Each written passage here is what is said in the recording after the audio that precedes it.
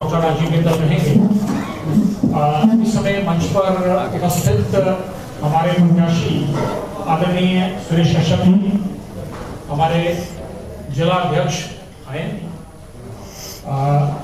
जो आए जिक्र करो, कश्मीर सूद जी व डॉक्टर सैजल उपस्थित हैं आपके साथ। संदीपनी भारद्वाज जी हमारे प्रदेश के वरिष्ठ प्रवक्ता हैं।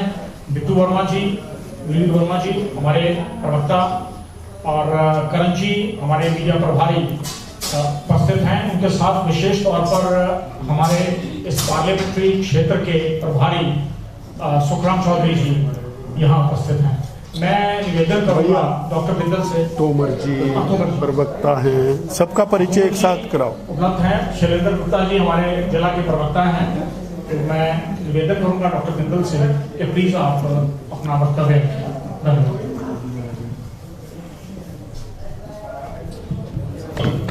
ठीक है। मीडिया के मेरे सभी साथियों का हार्दिक अभिनंदन, आपका धन्यवाद। बहुमूल्य समय आपने निकाला। विवेक जी ने इस वार्ता में शामिल सभी लोगों का परिचय कराया। मैं विशेष तौर पर आदरणीय श्री जयराम ठाकुर जी, हमारे नेता, उनका और बाकी हमारे नेतृत्वकर्ता सबका अभिनंदन करता हूं, स्वागत करता हूं। साथियों, लोकसभा का चुनाव प्रारंभ हो गया है और लोकसभा चुनाव में एक तरफ भारतीय जनता पार्टी श्री नरेंद्र भाई मोदी जी के नेतृत्व में चुनाव लड़ रही है, दूसरी तरफ कांग्रेस पार्टी कुछ अन्य दलों के साथ मिल करके चुनाव मैदान में है। जो घोषणा पत्र कांग्रेस पार्टी ने जारी किया है वो कांग्रेस के खोखलेपन को स्पष्ट रूप से दिखाता है। पूरे घोषणा पत्र के अंदर एक ही बात कही है, मोदी हटाओ। यानी कांग्रेस का लक्ष्य है मोदी हटाओ और मोदी का लक्ष्य है देश का विकास करो। अब जनता तय करेगी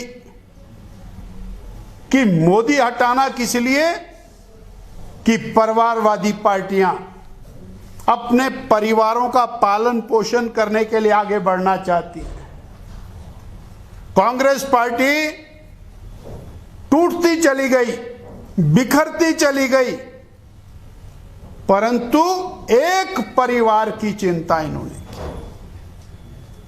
450 सांसदों को लेकर चलने वाली पार्टी, 28 राज्यों में सत्ता हासिल करके चलाने वाली पार्टी आज 40 से नीचे आ गई है और ये 4 जून को 30 के नीचे जाने वाली है कांग्रेस पार्टी। और ये जो घोषणा पत्र है ये बहुत बड़ा धोखा है। मैं राष्ट्रीय अध्यक्ष कांग्रेस पार्टी उनको सुन रहा था और उन्होंने कहा कि हमने हिमाचल में गारंटियां पूरी कर दी और हम देश में ये गारंटियां लागू कर रहे हैं। और साथ में ही उसमें वीडियो चल रहा था कि हमारे माननीय मुख्यमंत्री जी ने कहा है गारंटी 2 दिन में थोड़ी पूरी होती है। अर्थात देश की जनता को अंधेरे में रखकर, धोखे में रख करके वोट लेने का मात्र एक प्रयास। और अत्यंत महत्वपूर्ण बात यह है कि पूरा घोषणा पत्र तुष्टीकरण से भरा हुआ है। 50% से ऊपर आरक्षण देंगे, जातिगत आधार के ऊपर आरक्षण को और बढ़ाएंगे, मुस्लिम अल्पसंख्यकों को आरक्षण देंगे। 65 साल देश में राज करने वाली पार्टी आज देश को दोबारा से, और मैं आरोप लगा, दोबारा से विभाजन के कगार के ऊपर खड़ी करती हुई दिखाई देती है। जिस तरह से उन्होंने घोषणा पत्र के अंदर अपनी बातों को स्पष्ट किया है। भारतीय जनता पार्टी चुनाव लड़ रही है, मोदी जी हमारा नेतृत्व करता है, देश के नेतृत्व करता है, और उन्होंने कहा है कि पिछले 10 साल के अंदर गरीब कल्याण ये हमारा लक्ष्य रहा। 80 करोड़ गरीबों को मुफ्त में राशन दिया और अगले 5 साल और दिया जाए। 4 करोड़ पक्के मकान गरीबों को, 11 करोड़ शौचालय। ये गरीब कल्याण की सरकार। महिला कल्याण की सरकार, 40 साल से रुका हुआ काम, 33% का आरक्षण। ये महिला कल्याण की सरकार। ये भारत की अस्मिता की रक्षा करने वाली सरकार, जिसने 500 साल का रुका हुआ श्री राम जन्मभूमि पर भव्य राम मंदिर के निर्माण के काम को पूर्ण किया। और कांग्रेस ने जो पाप किया था, मैं इसको दोबारा रिपीट कर रहा हूं, देश के विभाजन का जो पाप किया था, उसके बाद कश्मीर को जिस तरह से और डायलेमा में ला करके खड़ा किया, कश्मीर समस्या की जनक कांग्रेस धारा 370 लगाई, 35A लगाई, विभाजन के कगार के ऊपर खड़ा कर दिया।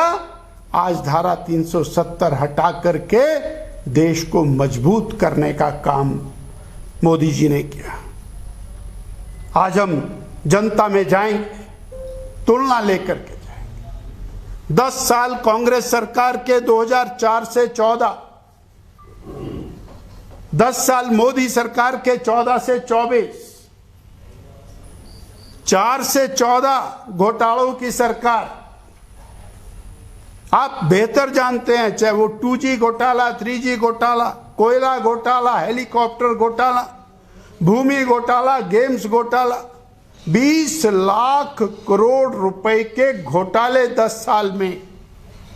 और 10 साल मोदी सरकार के देश के विकास को गति देने वाली सरकार, सर्वाधिक सड़कें बनाने वाली सरकार, सर्वाधिक एयरपोर्ट बनाने वाली सरकार, सर्वाधिक ट्रेनें चलाने वाली सरकार, और विकास के नए नए आयाम स्थापित करने वाली सरकार, दुनिया में भारत की छवि को बढ़ाने वाली सरकार। ये दोनों की तुलना, और भाजपा ने, मोदी जी ने लक्ष्य रखा है दुनिया में भारत को तीसरी महाशक्ति बनाने का और भारत को विकसित राष्ट्र बनाने का। और कांग्रेस ने लक्ष्य रखा है मोदी को हटाने का। अब फैसला इसके बीच में होना है।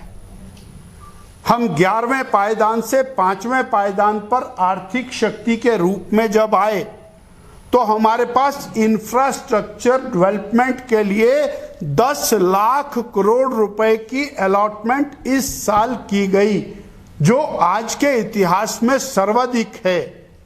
और जब हम तीसरी महाशक्ति बन जाएंगे तो इंफ्रास्ट्रक्चर डेवलपमेंट में 50 लाख करोड़ रुपया, अर्थात सड़कों के लिए, रेलवे के लिए, स्कूलों के लिए, कॉलेजेस के लिए, हेल्थ के लिए, गरीबों के लिए, सेवा के लिए, कल्याण के लिए, हमारे पास 50 लाख करोड़ रुपए का प्रावधान होगा। यानी देश को आगे ले जाने की दिशा में ये मोदी जी का कदम। और इसी कड़ी में हिमाचल में विकास की श्रृंखला को मोदी जी ने आगे बढ़ाया। अभी रिसेंटली 1 लाख करोड़ रुपया 4 लेन नेशनल हाईवेज के लिए माननीय नितिन गडकरी जी वो दे करके गए। 42,000 करोड़ रुपए के 4 लेन नेशनल हाईवेज, जिसमें कालका शिमला, जिसमें पिंजौर नालागढ़, जिसमें कीरतपुर मनाली, जिसमें और कांगड़ा से शिमला, जिसमें और पठानकोट से मंडी, ये हाईवेज शामिल हैं। यानी हिमाचल, बदलता हुआ हिमाचल, मोदी जी के कारण टनल वाला हिमाचल, 4 लेन वाला हिमाचल, ये विकास की गारंटी, ये मोदी की गारंटी और केवल परिवार के विकास की गारंटी वो कांग्रेस की गारंटी। इतना अंतर इन मुद्दों के ऊपर लेकर के हम चुनाव मैदान में जा रहे हैं। आज सोलन में शिमला संसदीय क्षेत्र की बड़ी बैठक 17 विधानसभा क्षेत्र के नेताओं के साथ हुई, जिसमें हमारे लोकप्रिय नेता, पूर्व में प्रदेश अध्यक्ष रहे, वर्तमान में सांसद और हमारे उम्मीदवार श्री सुरेश कश्यप जी के चुनाव अभियान का हमने विधिवत श्री गणेश किया दूसरे नवरात्रे पर। और हम पूरे दावे के साथ आज आपसे और कहना चाहते हैं, हिमाचल की जनता एक बार फिर भारतीय जनता पार्टी को अपना आशीर्वाद प्रदान करेगी। 4 सीटें बीजेपी और लोकसभा की जीतेगी और श्री सुरेश कश्यप जी भारी बहुमत से शिमला से जीतेंगे। इतनी बात मुझे आपसे साझा करनी है। और अब माननीय नेता प्रतिपक्ष पूर्व मुख्यमंत्री श्री जयराम ठाकुर जी अपनी बात कहेंगे। इसको ले लो, तो आ ही रही बात होगी बेटे, इसके बिना आवाज। मित्रों, तो चल रहा है।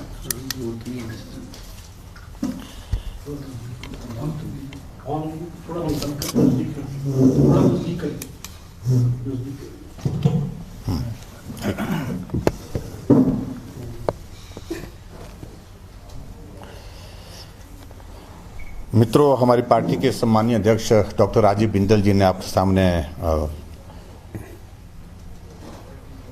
कुछ बातों का जिक्र किया और मैं सिर्फ कुछ बातें कह करके सप्लीमेंट करना चाहूँगा। लोकसभा का ये 2024 का चुनाव एक ऐसा चुनाव जहां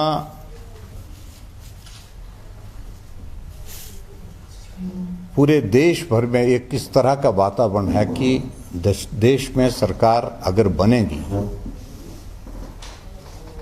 तो भाजपा की बनेगी, देश में प्रधानमंत्री अगर कोई बनेंगे तो नरेंद्र मोदी जी बनेंगे।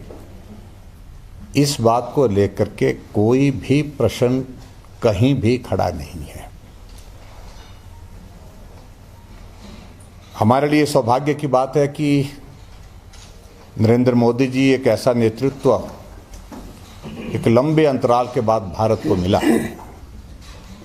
जो लोकप्रियता की दृष्टि से भी पूरे अंतर्राष्ट्रीय स्तर पर प्रथम स्थान पर है। जिसको मैं कह सकता सबसे ज़्यादा लोकप्रिय नेता और दूसरे सबसे मजबूत नेता के रूप में भी दुनिया में अगर किसी की छवि है, किसी का नाम है तो नरेंद्र मोदी जी हैं। डॉक्टर राजीव बिंदल जी ने जिन बातों को कहा है उनको मैं दोहराना नहीं चाहूँगा।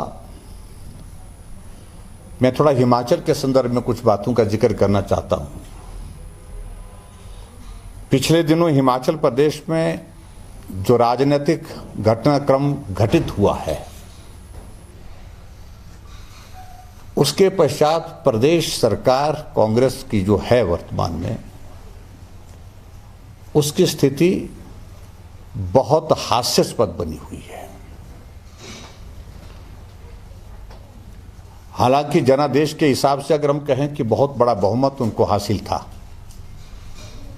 लेकिन बहुत बड़ा बहुमत हासिल होने के बाद उसको संभालना लगता है उनकी बस की बात नहीं रही। और उस दृष्टि से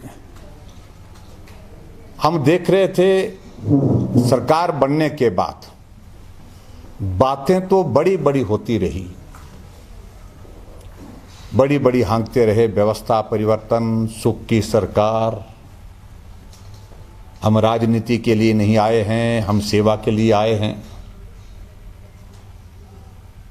बहुत आदर्श बातें करने का एक सिलसिला शुरू हुआ, लेकिन हकीकत बहुत जल्दी सबके सामने आ गई है। और जिस प्रकार से राजनीतिक घटनाक्रम घटित हुआ, उसके परिणाम आपके सामने जिस प्रकार से आए हैं, और प्रदेश के सामने, पूरे देश के सामने मैं कह सकता हूं, हिमाचल प्रदेश में कांग्रेस पार्टी की सरकार सत्ता में रहने का नैतिक अधिकार खो चुकी है। टेक्निकल ग्राउंड में हिमाचल प्रदेश में मैं कह सकता हूं सरकार भले ही कांग्रेस की है, लेकिन लोगों की नजरों से भी सरकार गिर चुकी है और बहुमत की दृष्टि से भी सरकार गिर चुकी है। राज्यसभा की सीट जहां बहुत बड़ा बहुमत होने के बावजूद 40+3 यानी कि 3 निर्दलीय 43, वो 34 पर पहुंचते हैं और हम 25 पर थे, हम 34 पर पहुंचते हैं और अंततः जीत भारतीय जनता पार्टी की होती है। इतने बड़े बहुमत के पश्चात राज्यसभा की सीट हारने का अभिप्राय क्या है कि वर्तमान सरकार का जो नेतृत्व है, उस नेतृत्व के प्रति कांग्रेस के विधायकों का विश्वास समाप्त हो चुका है। अगर समाप्त हो चुका है और राज्यसभा की सीट वो हार चुके हैं, ऐसी परिस्थिति में नैतिकता तो ये बनती थी कि वो त्यागपत्र देते और त्यागपत्र देने के बाद उनकी पार्टी इसके अलावा और व्यवस्था करती है। और उसके बाद मैं टेक्निकल चीजें बता रहा हूं आपको। राज्यसभा में चुनाव हारना मतलब कांग्रेस पार्टी बहुमत खो चुकी है। विधानसभा में बजट सत्र में 27 तारीख को राज्यसभा की वोटिंग होती है, 28 तारीख को फिर से बजट पारित होना था और बजट पारित होने से पहले क्योंकि बहुमत उनके पास नहीं था, तो भारतीय जनता पार्टी के 15 विधायकों की सदस्यता रद्द करके, इस सदस्यता जो है सस्पेंड करके उनको सदन से बाहर 100 कमांडो बुला करके उठा करके फेंक दिया जाता है। क्योंकि संवैधानिक व्यवस्था है, अगर बजट पारित नहीं होता तो सरकार गिर जाती है। तो सरकार तो तब भी गिरी 27 तारीख को जब राज्यसभा की सीट हार गई, और दूसरे सरकार उस दिन भी गिरी जब भारतीय जनता पार्टी के 15 विधायकों को सस्पेंड करके उन्हें बजट पारित किया, क्योंकि बहुमत नहीं था उनके पास, इसलिए सस्पेंड किया। इसके अलावा और क्या सबूत चाहिए? और ये हमारी मान्यता है, पूरे प्रदेश की मान्यता है कि वर्तमान में कांग्रेस की सरकार जो सत्ता में है तो है, देखने को है, लेकिन वो नैतिक अधिकार तो खो भी चुकी है और सही मायने में सरकार ही नहीं है। अब दूसरा पक्ष इसमें आता है, उसके बाद स्वाभाविक रूप से विचलित हुए मुख्यमंत्री और उनके नेता, ये क्या हो गया। और उसके बाद हम देख रहे हैं कि बयानों का सिलसिला जारी है। कभी विधायकों को भेड़े कहा जा रहा है, कभी विधायकों को मेंढक कहा जा रहा है, कभी विधायक का नाम लेकर के कहा जा रहा है कि उसको कुटो। और इस सारे विषय पर तो शायद मेकर में व्यक्तिगत रूप से उन माननीय विधायक ने इलेक्शन कमीशन को लिखा है और उनको नोटिस भी जारी हो, मुख्यमंत्री को नोटिस भी जारी हो चुका है।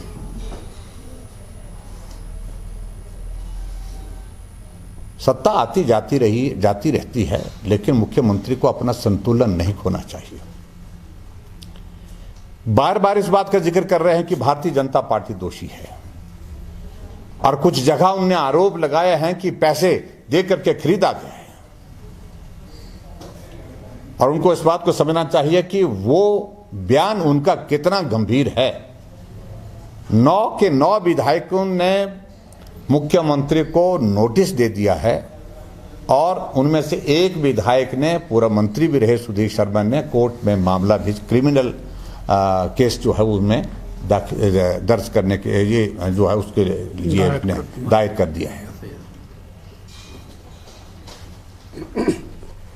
और मानहानि का उन्होंने जो है वो मामला दायर किया है। हम मुख्यमंत्री जी को कहते हैं, अगर आपके पास सबूत है तो बताएं। ये बार बार आप कहे जा रहे हैं, तथ्य हैं तो बताएं। बता रहे हैं, बोल रहे हैं कि हमारे पास तथ्य हैं। स्वाभाविक रूप से ऐसी घटना घटित होना और उनका विचलित होना हम समझ सकते हैं, तो मुझे सिर्फ इतना ही उनको कहना चाहिए, अगर विचलित हैं तो थोड़ा वक्त उनको बयान देने से परहेज करना चाहिए। एक बयान उन्होंने दिया कि जयराम ठाकुर को सत्ता की भूख है। अरे हम तो विपक्ष में हैं, और विपक्ष सरकार की हर जन विरोधी नीति के विरोध करने के लिए है। हम उनके लिए उनकी पूजा करने के लिए, आरती करने के लिए, उनकी हर बात को स्वीकार करने के लिए नहीं है।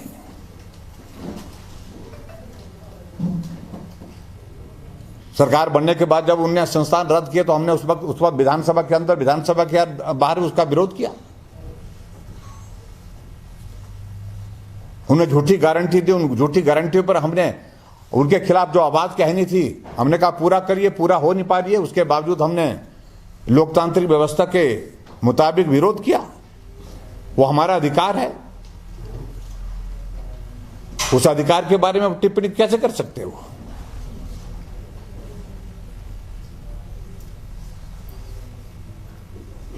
लेकिन सत्ता का लोभ मुख्यमंत्री को इस कदर हो गया कि जब उनको मालूम है आज नहीं कल उनको हटना ही है, 3-3 लोग उनके यहां पर ऐसे तैयार बैठे हैं कि कब,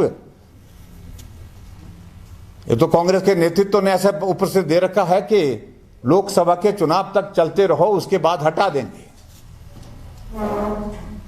और 3 लोगों को गोलियां दे रखी हैं, और वो उस भरोसे पे चल रहे हैं।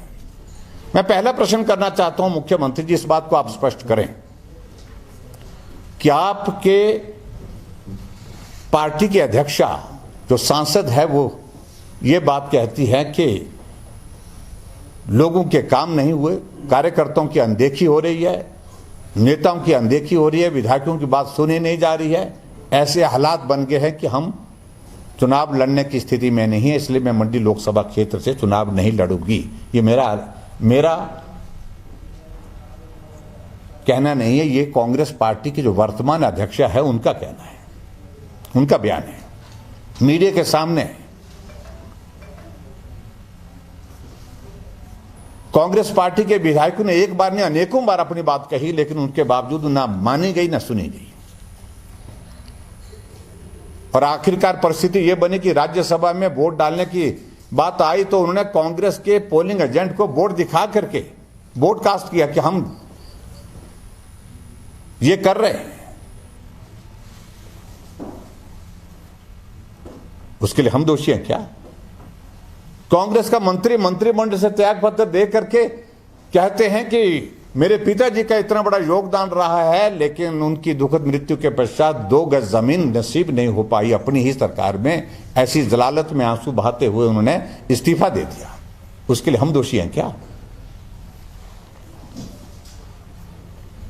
कांग्रेस का मंत्रिमंडल की बैठक से रोते रोते चला जाता है, और उप मुख्यमंत्री उनको वापस लेने के लिए दौड़ते दौड़ते पीछे जाते हैं, पकड़ करके लाते हैं। उसके लिए हम दोषी हैं क्या? आपके अंदर क्या चल रहा है इस बात का तमाशा दुनिया ने देखा है। इसलिए ये आरोप हमारे ऊपर लगाने का बार बार जो आप प्रयत्न कर रहे हैं ना, उसको कोई सुनने के लिए तैयार है।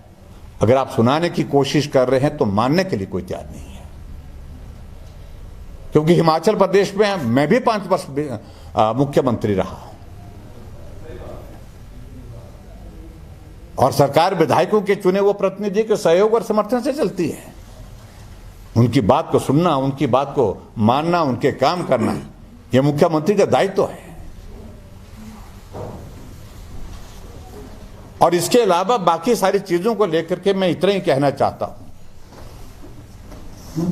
कि बौखलाहट में बहुत कुछ वो बोल रहे हैं। हम संयम हैं, सब्र में हैं और मैं उम्मीद करता हूं कि इन सारी बातों को जिस प्रकार से वो कह रहे हैं वो आने वाले समय में थोड़ा उन सारी चीजों से परहेज करें, अन्यथा सारी बातों का जवाब भी मिलेगा।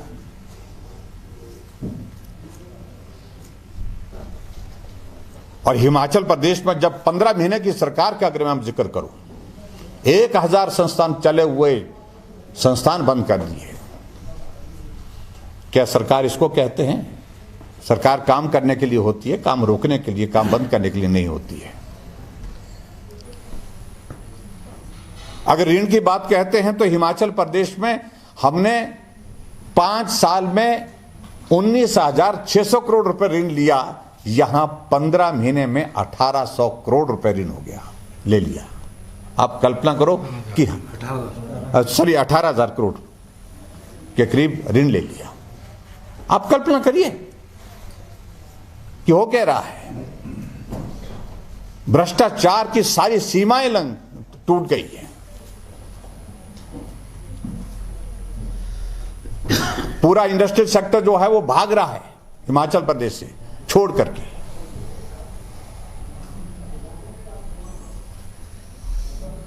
कबाड़ के नाम पर एक डिपार्टमेंट, मैंने कहा डिपार्टमेंट ही खोल दीजिए, उसका मंत्री बना दीजिए किसी को। और अभी ताजा मेरी जानकारी में आई है कि एक बहुत बड़े स्तर पर डील हो रही थी, जिस डील का जिक्र मैं बाद में करूंगा, मैं डिटेल्स उसमें बुला रहा हूं। वो सारा कि लैंड यूज को चेंज करने के लिए इंडस्ट्रियल एरिया में बहुत बड़ा पैसा मांगा गया है, एक इंडस्ट्री के मामले को लेकर के। आप थोड़ा सा क्योंकि आप उसके नजदीक हैं, थोड़ा पता करें आप जरा, और मालूम पड़ जाएगा आपको, शाम तक कल तक पता लग जाएगा। मित्रों, ये हिमाचल प्रदेश सरकार वर्तमान में, जो मित्रों की सरकार जिसको कहा, साथियों की सरकार, हमें कोई आपत्ति नहीं। और स्वाभाविक रूप से जनप्रतिनिधियों की मांग और उनकी नाराजगी इस बात को लेकर के वो बाहर बैठे हैं, अंदर वो लोग बैठे हैं जो कभी कुछ नहीं बन सकते चुन करके, लेकिन सरकार वो चला रही। इसलिए मैं ये कहना चाहूंगा कि हिमाचल प्रदेश में जो वर्तमान जो हालात हैं इस लोकसभा के चुनाव की दृष्टि से, हम 2014 में 4 सीटें जीते थे। 2019 का हिमाचल प्रदेश का एक रिकॉर्ड है जो आज से पहले कभी नहीं हुआ। 68 के 68 सीटों पर भाजपा की जीत हुई थी। पूरे देश भर में वोट शेयर के साथ अगर के नंबर 1 पर कोई स्टेट रहा तो हिमाचल रहा। 4 सीटें हमने जीती। और शिमला की सीट जो कठिन मानी जाती थी वो आज तक के सबसे बड़े अंतर से जीती, 3,27,000 वोट से जीती थी। सुरेश कश्यप जी जहां पर हमारे बीच में बैठे हुए सांसद। तो 2024 जनता पार्टी हिमाचल प्रदेश की 4 सीटों पर जीत हासिल करेगी, ये मैं कहना चाहता हूं। और अब की बार हिमाचल प्रदेश में जो चुनाव की दृष्टि से जो एक परिस्थिति सामने आई है कि 6 उपचुनाव भी इस लोकसभा के चुनाव के साथ हो रहे हैं। और ये 6 उपचुनाव के साथ साथ 3 निर्दलीय विधायकों की आप कल्पना करिए, जो जिनके ऊपर इस कदर दबाव डाला गया, या तो समर्थन करो नहीं तो देख लेंगे। उनके परिवार वालों के ऊपर मामले दर्ज करने शुरू कर दिए। और आखिरकार उनने तीनों ने बैठ करके निर्णय किया कि हम दबाव में नहीं आएंगे, हम निर्दलीय विधायक की हैसियत से विधानसभा के अंदर जाएंगे ही नहीं, हम त्याग पत्र दे देते हैं, त्याग पत्र दे दिया विधानसभा के अध्यक्ष महोदय को, और हम भारतीय जनता पार्टी के नेतृत्व के साथ मिल करके चुनाव लड़ेंगे और चुनाव लड़ करके जीत करके तभी विधानसभा के अंदर प्रवेश करेंगे। लेकिन उसमें भी दिलचस्प कहानी यह है कि त्याग पत्र दिए हुए कितना वक्त हो गया, लेकिन उसके बावजूद त्याग पत्र स्वीकार नहीं किया जा रहा है। आज हाई कोर्ट में मामला था लगा हुआ, शायद 24 तारीख को दोबारा लगा है। मुझे उम्मीद है कि बहुत जल्दी उसमें कोई फैसला आ जाएगा। सुप्रीम कोर्ट की रूलिंग है, बड़ी क्लियर है, कोई कंफ्यूजन नहीं उसमें। अगर व्यक्तिगत रूप से कोई विधायक या कोई सांसद अध्यक्ष को त्याग पत्र देता है, चाहे वो लोकसभा का सांसद तो लोकसभा अध्यक्ष को देते हैं, विधानसभा में विधानसभा अध्यक्ष को देते हैं, तो वो तत्काल स्वीकार किया जाना चाहिए। लेकिन यहां अध्यक्ष महोदय नोटिस दिए जा रहे हैं कि आप एक्सप्लेन करिए, आप क्यों दे रहे हैं। उसकी एक्सप्लेनेशन की जरूरत नहीं। सुप्रीम कोर्ट की जजमेंट है कि जब व्यक्तिगत रूप से दिया तो उसके लिए एक्सप्लेनेशन और किसी वेरिफिकेशन की आवश्यकता नहीं है। वो त्याग पत्र तत्काल प्रभाव से स्वीकार होना चाहिए। मित्रों, इस तरह का जो बहुत सिद्धांत की बातें, आदर्श की बातें हमारे मुख्यमंत्री सुखविंदर सिंह सुक्खू जी व्यवस्था परिवर्तन, सुख की सरकार, ये सारी बातों को करते करते 15 महीने में जो है पोल खुल गई है सबके सामने।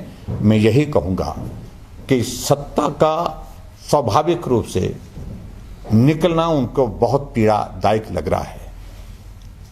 ये इनके इन प्रकरण जिस तरह से सत्ता को बनाए रख सके उसके लिए वो प्रयत्न कर रहे हैं, प्रयास कर रहे हैं।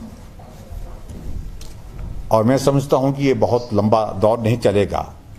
अगर 6 उपचुनाव के साथ अगर ये 3 उपचुनाव भी साथ हो जाते हैं, अगर ये जिन्होंने त्याग पत्र दिया सभी विधायकों ने, निर्दलीय विधायकों ने, तो 9 विधानसभा क्षेत्र में उपचुनाव होंगे और 9 उपचुनाव में भारतीय जनता पार्टी जीतती है तो हम सीधी सी बात कह रहे हैं कि कांग्रेस की सरकार सत्ता से बाहर हो जाएगी। सरकारें 2 बनेगी अब के इस चुनाव के साथ, एक दिल्ली की और एक हिमाचल प्रदेश की। और मैं यही कहूँगा, आज हम सोलन में आए थे और सोलन के पार्टी के सब साथियों के साथ हमारा मिलना हुआ। सोलन क्या पूरा पार्लियामेंट्री कॉन्स्टिट्यूंसी के, जो शिमला पार्लियामेंट्री कॉन्स्टिट्यूंसी के हमारे सुरेश कश्यप जी ने सांसद के नाते ने पूरे क्षेत्र में सब लोगों के साथ अपना संबंध, अपना कामकाज की दृष्टि से जो काम की बातें हैं वो सारी चीज़ें बेहतर ढंग से की हैं। और ये लोकसभा के बारे में पहले कभी लोग कहते थे कि कठिन रहती है, वो दौर बीत चुका है। हम 3 बार लगातार इस लोकसभा को जीत चुके हैं, अब की बार 4थी बार जीतेंगे। और ये कठिन अगर है तो कांग्रेस के लिए है। हमारी पार्टी ने 4 कैंडिडेट घोषित कर दिए हैं। मैं पार्टी नेतृत्व को धन्यवाद करता हूं। और अब की बार 400 पार का जो नारा एनडीए के लिए हमने पूरे देश भर के लिए दिया है, तो हिमाचल प्रदेश में हमारा नारा सिर्फ एक ही है, अब की बार फिर 4 की 4। धन्यवाद। Thank you very much. Thakur साहब, हिमाचल में अगर निर्दलीय विधायकों के चुनाव नहीं होते हैं तो भी क्या भाजपा हिमाचल में अपनी सरकार बनानी? देखिए, मैं इस बात को कह रहा हूं कि नैतिकता के आधार पर तो सरकार कांग्रेस की है ही नहीं हिमाचल प्रदेश में, और निर्णय आना बाकी है। 22, 23, 24 को सीपीएस का भी मामला हाई कोर्ट में लगा है। सुप्रीम कोर्ट की बड़ी क्लियर कट उसमें जजमेंट आ चुकी है, पहले हाई कोर्ट की जजमेंट्स भी है कि ये संवैधानिक दृष्टि से ये नियुक्ति नहीं की जा सकती है। 6 विधायकों का और जाना तय है लगभग। कोर्ट का मैं सम्मान करता हूं, कोर्ट का निर्णय जो आएगा वो होगा, लेकिन हमारी ये मान्यता है 6 और जाएंगे तो बचेगी कैसे सरकार? मुझे कुछ लोग हमको प्रश्न कर रहे हैं कि आंकड़े तो बताओ। आंकड़े हमसे पूछे तो राज्यसभा के चुनाव में उनने, लेकिन आंकड़े बताने की आवश्यकता नहीं। हम तो परिणाम पर विश्वास करते हैं। परिणाम आपके सामने है, तो अभी भी हम यही कह रहे हैं, आंकड़े नहीं बताएंगे, लेकिन परिणाम हम बता रहे हैं कि सरकार जा रही है। जी, धन्यवाद करो भाई। Thank you very much. मेरे को लगता है हाँ जी, आपने अभी कहा कि हम बहुत अच्छा काम कर रहे हैं पूरे देश में, और इस बार 30 से भी कम सीटें आएंगी विपक्ष। तो हमारा सवाल ये है कि एक मजबूत लोकतंत्र में सिर्फ 30 सीटें ही रहेंगी, मजबूत विपक्ष नहीं रहेगा? प्रतिपक्ष को अपनी क्रेडिबिलिटी बनानी पड़ेगी। अगर वो समाज हित में काम नहीं करेंगे, परिवार हित में करेंगे,